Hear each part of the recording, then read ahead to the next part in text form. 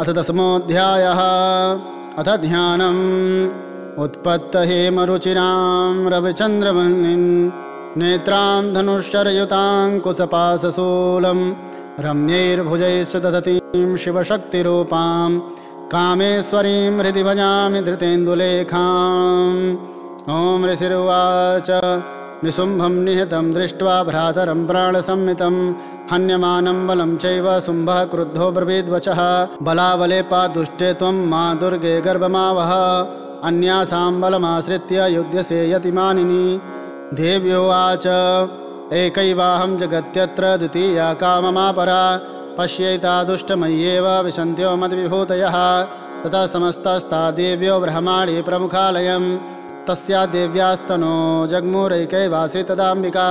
देव्योवाच अहं विभूत्या बहुभिर्यदा स्थिता तत्संहृतं मयैकैव तिष्ठाम्याजौ स्थिरो भव।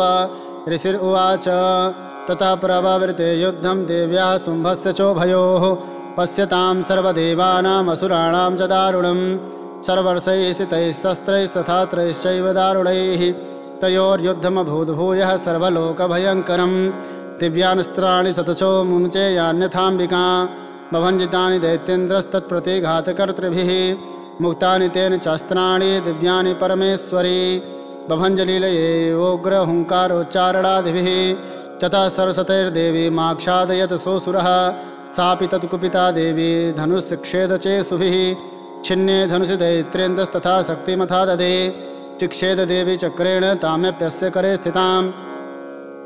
तथा खड्गमुपादाय शतचन्द्रं च भानुमत् अभ्यधावत् तदा देवीं दैत्यानामधिपेश्वरः तस्यापतत एवासो खड्गं चिक्षेद चण्डिका धनुर्मुक्तैर्सितैर्बाणैश्चर्मचार्ककरामलम् हतास्व स ददा दैत्यश्छिन्नधन्वा विसारथिः जग्राहमुद्गरं घोरम् अम्बिकानिधिनोद्यतः चिक्षेदापतस्तस्य मुद्गरं निशितैः सरैः तथापि शोभ्यधावत्तां मुष्टमुद्यम्य वेगवान् समुष्टिं पातयामास हृदये दैत्यपुङ्गवः दैव्यास्तं चापि सा देवी तले नोरस्य ताडयत् तलप्रहाराभिहतो निपपातमहीतले सा दैत्यराजः सहसा पुनरेव तथोत्थितः उत्पत्य च प्रगह्योर्चैर्देवीं गगनमास्थितः तत्रापि सा निराधारा युधे तेन चण्डिका नियुद्धं के ददा दैत्यश्चण्डिका च परस्परं चक्रतुः प्रथमं सिद्धिं मुनिविस्मयकारकं ततो नियुद्धं सुचिरं कृत्वा तेनाम्बिका सह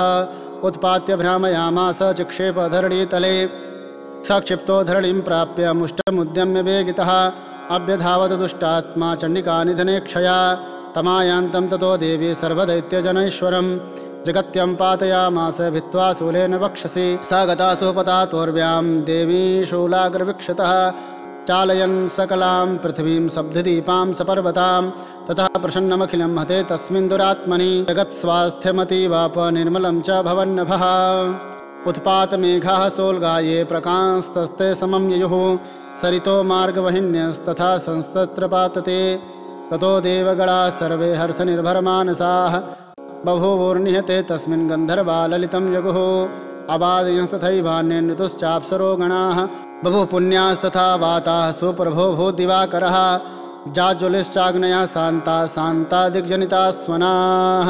श्रीमार्कण्डेयपुराणे सामर्णिके मन्वन्तरे देवी माहात्म्ये शुम्भवधो नाम 10मो पुष्पः।